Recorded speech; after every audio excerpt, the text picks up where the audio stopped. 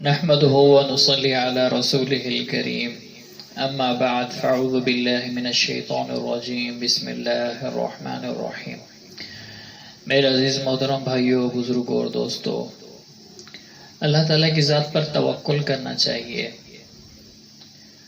ہمارے بزرگ مولانا احمد علی لاہوری رحمہ اللہ تعالی یہ سکھ کے بیٹے تھے، نوجوان تھے، نوجوانی کے اندر ہی اسلام کو قبول فرمایا۔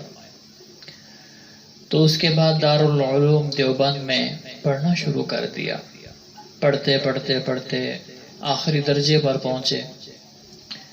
فرماتے ہیں اپنی شادی کا واقعہ خود ہی لکھا کرتے تھے، کتابوں کے اندر سنایا کرتے تھے۔ فرماتے ہیں کہ میرے جو سسر تھے انہوں نے اپنی بیگم سے کہا ہوا تھا جب ہماری بیٹی جوان ہو جائے تو مجھے بتانا۔ دیندار تھے، دینداروں کا یہی طریقہ ہوتا ہے۔ آج اللہ معاف کرے کہ بچے بوڑھے ہو جاتے ہیں، بچیاں بوڑھی ہو جاتی ہیں، سفید سر ہو جاتا ہے، بال سفید ہو جاتے ہیں، پھر جا کے شادیاں کرتے ہیں۔ اور بعض تو ایسی ہیں عورتیں بوڑھی ہو جاتی ہیں لیکن شادی ہی نہیں کرتی، اور بعض ایسے بوڑھے ہو جاتے ہیں شادی ہی نہیں کرتے۔ تو یہ سنت عمل نہیں ہے۔ تو افضل یہی ہے کہ بچہ بچی بالغ ہوں تو ان کی شادی کر دی جائے۔ تو فرماتے ہیں کہ میرے سسر کو میری ساس نے بتایا کہ آپ کی بیٹی جوان ہو گئی ہے، کوئی مناسب رشتہ دیکھ کر ان کی شادی کر دیتے ہیں۔ انہوں نے فرمایا اچھی بات ہے۔ تو وہ پنجاب سے نکلے، مدارس کو دیکھتے رہے، اور ان کا یہ ذوق تھا کہ میں اپنی بیٹی ایک دیندار عالم دین کو دوں گا۔ فرماتے ہیں کہ وہ دارالعلوم دیوبند پہنچ گئے تو ہمارے مدرسے کا چکر لگایا، لڑکوں کو دیکھا اور ان کی نظریں میرے اوپر ٹک گئی۔ مولانا احمد علی لاہوری بہت اللہ والے تھے، نورانی چہرہ تھا، اعمال تھے، کیونکہ سکھ کے بیٹے تھے، کفر سے اسلام قبول کیا تھا۔ تو ان کو اسلام کی اہمیت تھی کہ وہ کافر تھے، ماں باپ کو چھوڑا، بہن بھائیوں کو چھوڑا، رشتہ داروں کو چھوڑا، گھر کو چھوڑا، پڑوس کو چھوڑا، سب کچھ چھوڑا اللہ کے لیے۔ قربانی بہت بڑی تھی مولانا احمد علی لاہوری کی۔ آج ہمیں اسلام، قرآن ماں کے گود میں مل گیا تو اس کی اہمیت آج ہمارے دل میں نہیں ہے تو بہت کم ہے۔ اگر اہمیت ہوتی تو ہم 100% اللہ کے حکموں پر چلتے اور 100% نبی اکرم صلی اللہ علیہ وسلم کے طریقوں پر چلتے۔ فرماتے ہیں کہ انہوں نے مجھے دیکھا اور میرے اوپر نظریں ٹھہرا لی، اور میرے استاد جی مولانا شیخ الہند محمود الحسن صاحب سے ملے اور کہا کہ یہ بچہ کون ہے؟ تو استاد جی نے ان کو فرمایا کہ یہ سکھ بیٹا ہے، ان کا باپ سکھ تھا اور یہ اسلام میں داخل ہوا اور مدرسے میں پڑھتے پڑھتے ابھی آخری درجے تک پہنچ گیا، ماشاءاللہ۔ تو انہوں نے کہا کہ یہ شادی شدہ ہے؟ استاد جی نے فرمایا کہ نہیں، شادی شدہ تو نہیں ہے۔ کہا اگر میں آپ اپنی بیٹی ان کو دوں تو یہ لیں گے؟ تو شیخ الحدیث رحمہ اللہ تعالیٰ نے فرمایا، شیخ الہند رحمہ اللہ تعالیٰ نے فرمایا کہ میں پوچھ کے بتاتا ہوں۔ تو ان سے آ کے پوچھا اور کہا کہ اگر آپ کو کوئی بیٹی دے مسلمان گھرانے سے کیا آپ لے لیں گے؟ کہتا ہے استاد جی مجھے کون دے گا، میرا تو سارا خاندان کافر ہے، سکھ ہے، اور میں مسلمان ہوں، مجھے اپنی بیٹی کون دے گا؟ استاد جی نے فرمایا اگر کوئی دے کہ آپ لے لیں گے؟ تو کہا کہ میں اس سنت کو ضرور پورا کروں گا۔ تو انہوں نے کہا ٹھیک ہے۔ تو ان دونوں کی آپس میں ملاقات کری۔ سسر نے کہا کل آپ کا نکاح ہے عصر کے بعد، اور اگلے دن جمعہ تھا، جمعے کے بعد آپ کا نکاح ہے عصر کے بعد۔ تو مولانا احمد علی لاہوری خوش ہو گئے، جا کے اپنی جماعت کے طلباء کو بتایا، ساتھیوں کو بتایا کہ کل میرا نکاح ہے۔ طلباء تو طلباء ہوتے ہیں، اور ہنسی مذاق کرنے لگ گئے اور چھیڑنے لگ گئے، اور کہا کہ اچھا ایسا کرو، ساتھیوں نے کہا کہ کل تو آپ کا نکاح ہے، تو آپ ایسا کرو کسی سے سوٹ لے لو، وہ پہن لینا۔ کہتے نہیں، مولانا احمد علی لاہوری کے پاس صرف ایک ہی سوٹ تھا، ایک ہی جوڑا تھا جو پہنا کرتے تھے، اور جب وہ میلا ہو جاتا تو دھوتی باندھ لیتے، پھر دھوتی باندھ کر اپنے سوٹ کو دھو لیا کرتے تھے، پھر وہ جب سوکھ جاتا تو اس کو پہن لیا کرتے تھے۔ تو کہا نہیں، میں اپنا سوٹ ہی پہنوں گا، میں کسی سے سوال نہیں کرتا۔ سبحان اللہ، کتنا تقویٰ تھا۔ تو ساتھیوں نے کہا اچھا ٹھیک ہے، کم سے کم اس میلے سوٹ کو دھو تو لے۔ مولانا احمد علی لاہوری فرماتے ہیں کہ جمعے کا دن تھا، صبح جمعہ تھا، میں نے صبح ہی نماز کے بعد اپنے سوٹ کو دھویا، دھوتی باندھ لی اور اس کو سکھانے ٹھہر گیا۔ اللہ کا کرنا ایسا ہوا، اس دن خوب بارش آئی اور میرا سوٹ گیلا، حتیٰ کہ میں اس کو سکھانے کے لیے ٹھہر گیا لیکن وہ سوکھے ہی نہ، اور عصر کا ٹائم آ گیا۔ تو میرے سسر جی کے پاس جب میں گیا نکاح کے لیے، تو انہوں نے دیکھا میرا کل بھی وہی سوٹ تھا اور آج بھی وہی سوٹ ہے۔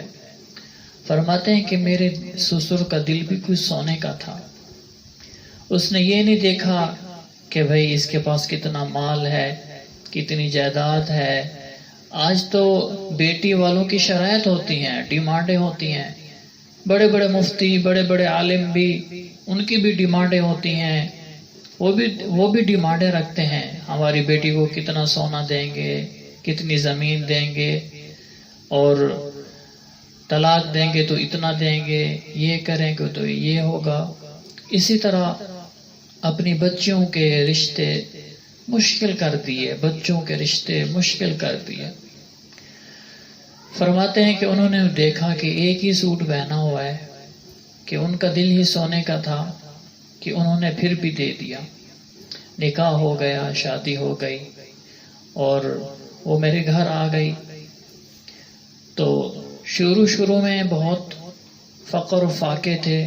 فرماتے ہیں کہ میں نیا عالم بن کر آیا اور میرے پاس کچھ بھی نہیں تھا، اور لوگ مجھے کوئی جانتے ہی نہیں تھے۔ تو شروع میں بہت فقر اور فاقے آئے، تنگی آئی، حالات آئے، لیکن میری جو بیوی تھی ان کی والدین نے ایسی تربیت کی ہوئی تھی کہ وہ بھی دیندار تھی، وہ میری دین سے، میرے اندر دینداری کو دیکھ کر مجھ سے محبت کرتی، مجھ سے پیار کرتی۔ تو چند دنوں کے بعد جب ان کی اہلیہ والدین سے ملنے کے لیے گئی تو ماں نے پوچھا کہ آپ نے اپنے نئے گھر کو کیسا پایا؟ تو انہوں نے کہا کہ امی جان، میں تو جنت کے بارے میں سنتی تھی کہ مرنے کے بعد جنت ملے گی، اللہ نے تو مجھے دنیا میں ہی جنت دے دی۔ سبحان اللہ، کتنی شکر گزار اللہ نے بیوی دی۔ اللہ فرماتا ہے لَإِن شَكَرْتُمْ لَأَزِيدَنَّكُمْ، تم میری نعمتوں کا شکر ادا کرو گے، میں نعمتوں کو بڑھاؤں گا۔ پھر کیا ہوا؟ زمانے نے دیکھا کہ اللہ نے مولانا احمد علی لاہوری کو اتنی عزت دی، اتنی عزت دی، اتنی عزت اور شہرت دی کہ فرماتے ہیں کہ میرے گھر کے اندر سعودیہ سے کھجوریں آیا کرتی تھی، سعودیہ سے زمزم آیا کرتا تھا، اور مختلف ممالک کے لوگ جو سفر کے لیے جاتے تھے تو میرے لیے وہاں سے فروٹ اور وہ چیزیں، وہاں کی اس زمانے کی چیزیں میرے لیے ہدیہ لایا کرتے تھے۔ اور پاکستان اور یہاں کے لوگ، امیر لوگ، ان کی بیویاں میرے گھر میں آتی اور آ کر جھاڑو دیتی تھیں کہ حضرت جی کی سعادت کو ہم حاصل کر سکیں کہ ہم نے حضرت جی کے گھر میں جھاڑو دیا ہے۔ مولانا احمد علی لاہوری بہت اللہ والے تھے. اللہ پاک نے آپ کو کشف دیا تھا، کشف کے ذریعے سے پہچان لیتے تھے، حلال اور حرام کو بھی پہچان لیتے تھے. ایک شخص آیا اور مالٹے دیے، آپ نے واپس کر دیا، کہا کہ یہ حلال کی کمائی کے نہیں ہے، حرام کی کمائی کے ہیں. اتنا اللہ نے کشف دیا. بعض لوگ آپ کو آزمانے کے لیے آتے تھے. ایک شخص آیا، اس نے حلال کی کمائی کے اور حرام کی کمائی کے دونوں مالٹے لیے اور دونوں کو مکس کر دیا.